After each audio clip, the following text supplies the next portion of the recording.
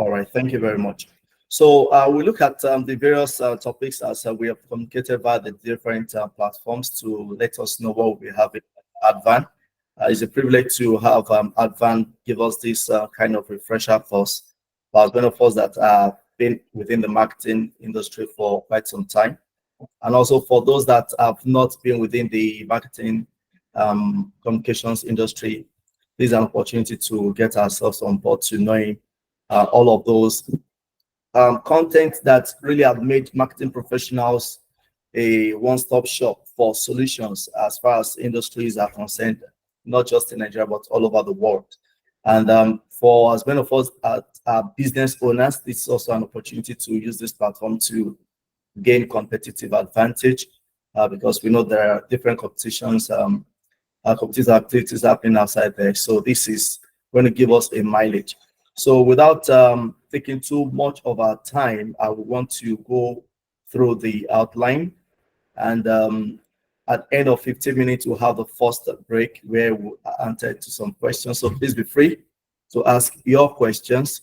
We'll get them through the chat room and we'll be able to prefer some details in response. So we have three different subtopics that we'll be considering in marketing as part of our mission to unveiling the marketing fundamentals to us this afternoon. So from customer needs to customer engagement, customer value, customer offerings, channel strategy, market channels, and marketing environment. So first, we would want to consider this definition of marketing by the modern day marketing professional, or we call him the originator of modern day marketing, Philip Kotler. Because if we do not go through this, we might not really understand why we are looking at the fundamentals of marketing. So to put into perspective, this definition has been taken so that we can together look at those words that have in particularly been underlined so that we will be able to explore further as we go into the fundamentals of marketing. So marketing is defined as the art, the science of exploring, creating, and delivering value and to satisfy the needs of a target market at a profit. So if you look at those words that are very much important for us to keep, it's a science, marketing is an art, and what does it do? It explores, it creates, and delivers value. So it ensures that whatever we are preferring will be that which has in it a great perception of bringing about a solution. And this is intended to satisfy the needs of a target market. And not just satisfying the needs of target market, it's also intended to ensure that it gives profit to the business that embarks on a marketing activity or takes marketing as one of its core within the business. So we would also look at the marketing mix. This is very important because we'll have a lot of conversation around this. So we have had over the years the 4 P's of marketing extended to the 7 P's of marketing. So which cuts across the product, price, promotion, place, and we have the people, the process, the physical evidence. So as we proceed further in this discussion this afternoon, we'll see how we've been able to revolve all of the marketing activities or communication activities of the different apparatus we have within the marketing industry that revolve around these 7 P's of marketing, or we call the marketing mix. So again, we have the product, the price, the promotion, the place.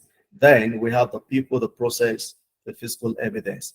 So as we move from there, it's also important that we consider the segmentation of our target market, because you look at the definition that we've had, that marketing is an art, it's a science that explores, that creates value, and it's given to a target market at a profit.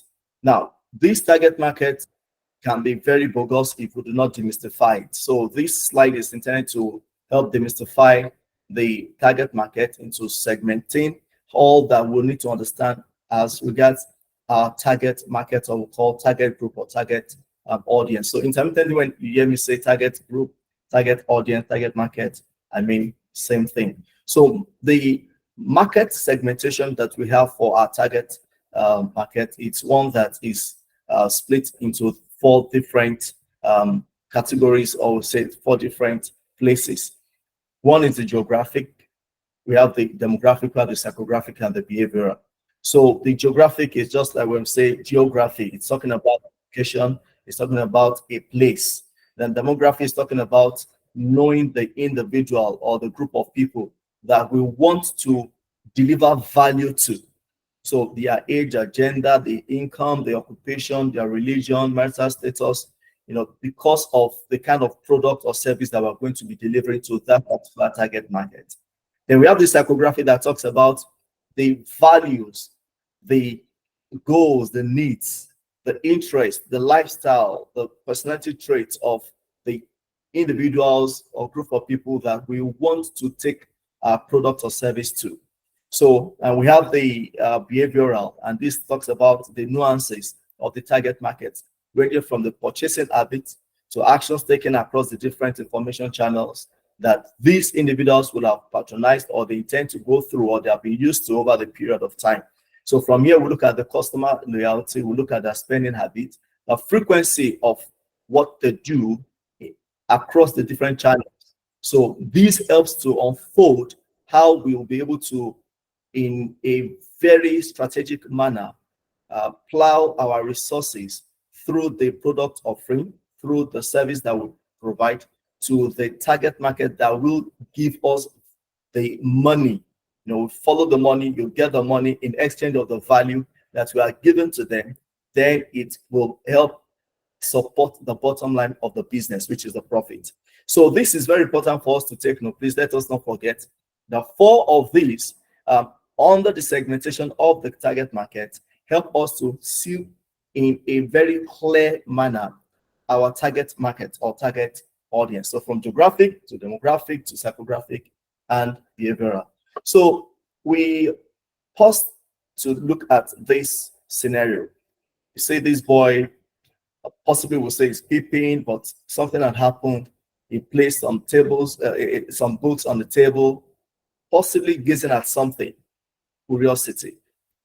Then we see these 2 women, one with the head down, well, possibly being consoled, or possibly being, told something that will just be able to elate her spirit, because she just needs a word, she needs an engagement at that point in time.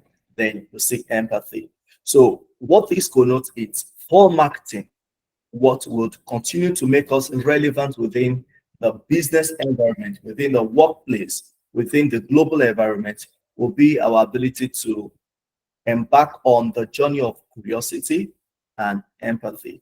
Because from these 2 will emanate the kind of service, the kind of product that will indeed bring about satisfaction to our customers, to our consumer. Then get their money, we lock their capital, and we are able to support the growth of the business for sustainability. So there's this nugget coming from the former General Electric CEO, Jack Welch. He said, if you're not thinking customer, you are not thinking.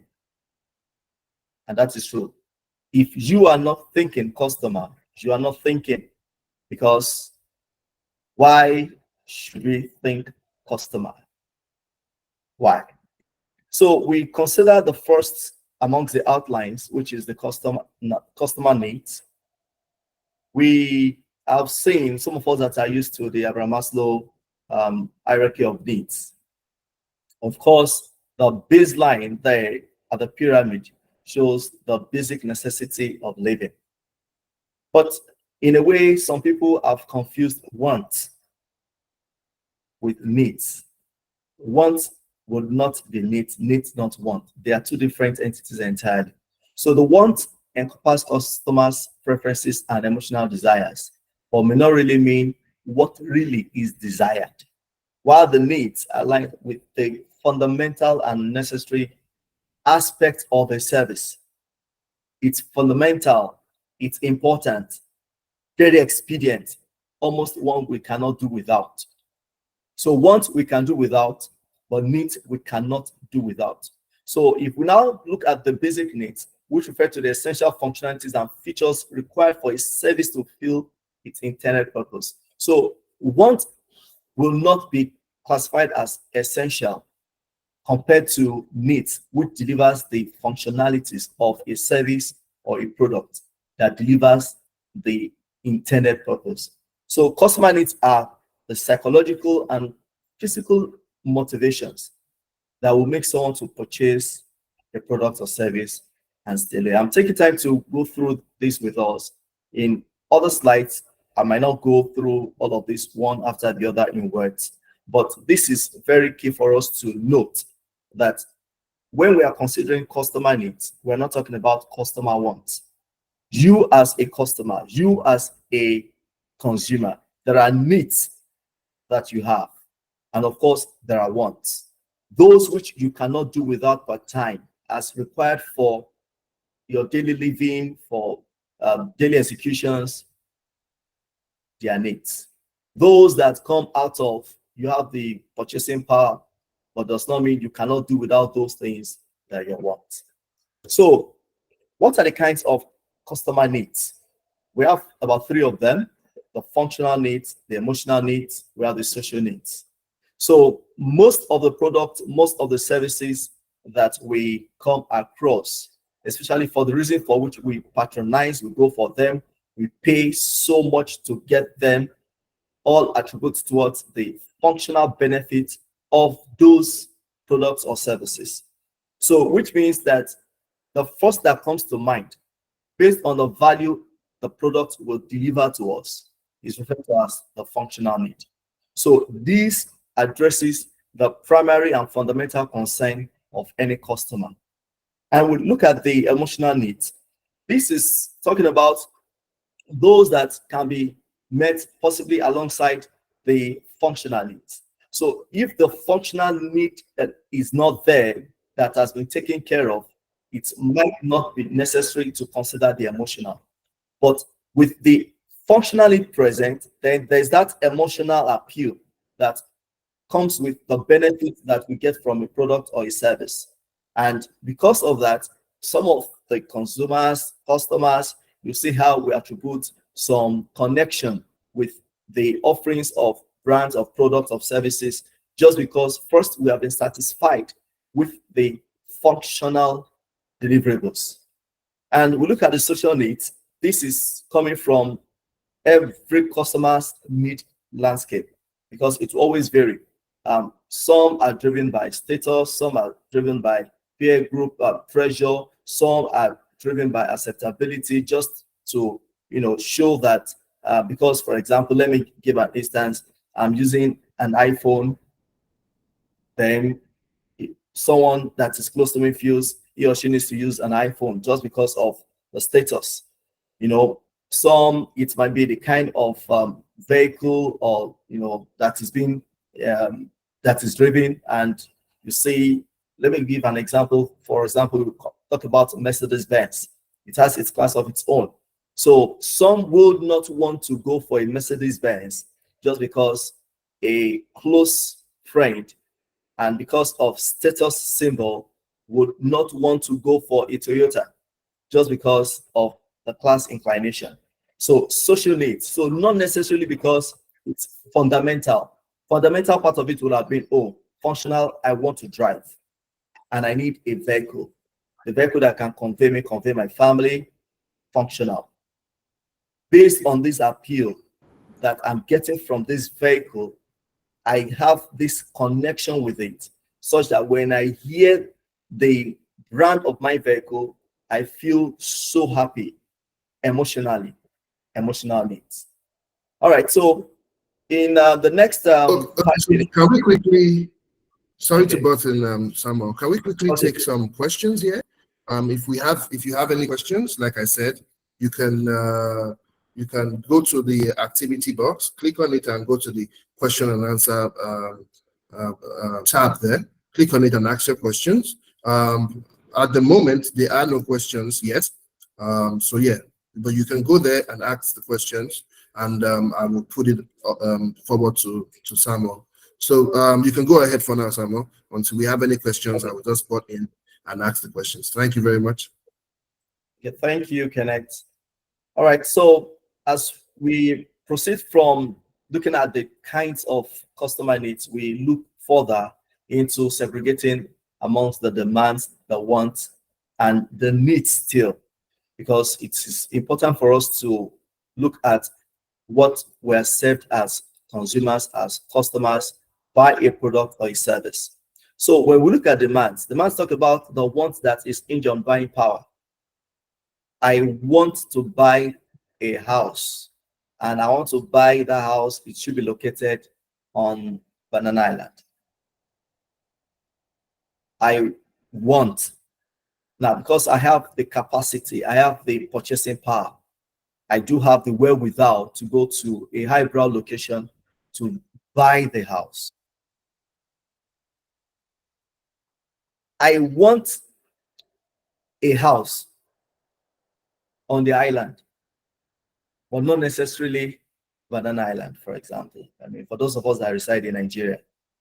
So that location is pivotal because of so many reasons. Economic factors are there, and you feel you can afford staying in Banana Island. Now, that is because you have the purchasing power, affordability. Then want is saying these are needs that are shaped by culture and individual personality. I want a location, but it should be on the island, but not necessarily Banana Island. I can't afford Banana Island, for example, but I can afford anywhere on the island. Then need is saying this refers to the state of deprivation. Anything that is tampered with at this level will definitely have a grievous impact on the consumer or the customer. So we have the basic ones, for example, the food, the clothing, the shelter. These are fundamental for the survival of anyone.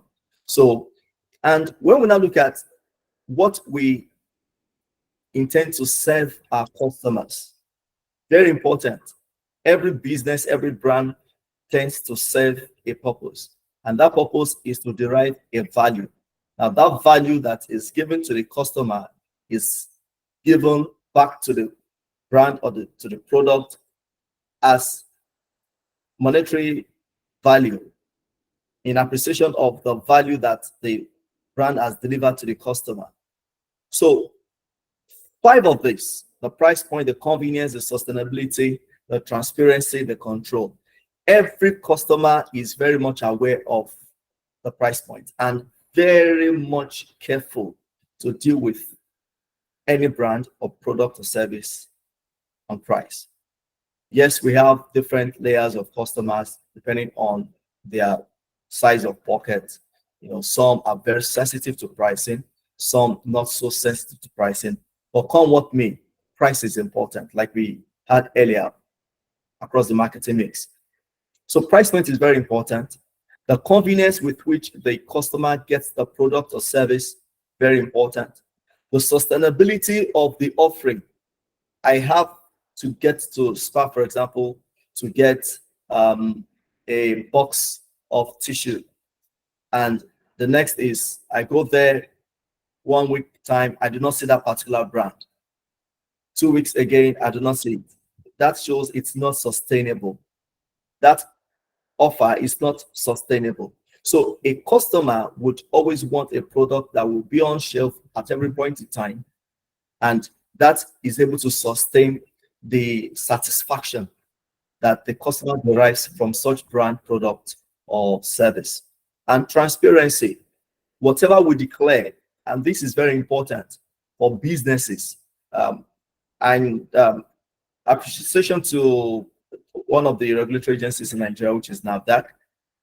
Over time, the body tries to regulate the claims of brands, and sincerely, there are overclaims that we have that brands do present, just to sway consumers to its side. And to ensure that we have that level of trust with customers, it is very important that we show forth transparency. Whatever is declared, for example, on the packaging of the product, or whatever is declared in service in contract with a customer, should be strongly adhered to. That is transparency. Then a customer needs control, wants to have a variety of options, wants to feel like the king that we say they are. So customers are very pivotal, but they are very much keenly watching these 5 different points that will be able to make them have either an appeal or displeasure towards a product or a service. So the price point, the convenience, the sustainability, transparency, control, very, very important. All right. So, okay. So just to ask a quick question, Brian is asking, what are the best ways to know customer needs? So he's asking, what are the best ways to know customer needs? Okay. So before I let the cat out of the bag, I have it on the slide. So please, Brian, kindly stay glued to us. We'll unveil this to you shortly. Okay, great. Go ahead. Yeah. All right. Thank you. Okay. So to Brian's question, how do we identify customer needs? That's what he's saying, asking in perspective. So there are different needs of customers, but there are widely accepted approaches that will be able to deliver the unveiling of the customer needs, irrespective of any business that we are representing, irrespective of any product that we are making available to customers. So we have, for example, the FGD, we call it FGD, focus group discussion. So a brand can conduct or a business can conduct a focus group survey. We can have the social listening. You are on the internet, you are on the online platform, you are on the social media platform, you are on different groups, you are listening to people, what they are saying about your brand, the review they give to your brand per time, the kind of feedback you get from the faceless customers whom you do not even have any physical interaction with, but they have interacted with your brand. You have a way of identifying their needs through their conversation. Then there are keywords that are researched. For example, you want to have a direction on the kind of product or kind of service that you want to provide the consumers, and you feel there should be a niche of that market that you can serve. So when we go to surf the internet and we begin to look for keywords that people have been asking, Googling over the period, that shows that there's a need. So those keywords will have been prompted over time and with a high frequency, which means there's something around the request of the browser. Then we have surveys that can be conducted to generate the different needs that the customer wants. So depending on what the business intends, depending on what you want, your survey is crafted such that it's able to bring out the kind of responses that will trigger an inference for you for an insight that can be taken into different layers, for which you can then begin to talk about your ideation that will lead to either an innovation or the invention of a new product or service that you think will be able to bring about a solution to that need. So then you also have different buyer's journey. There are trends over the period that have changed.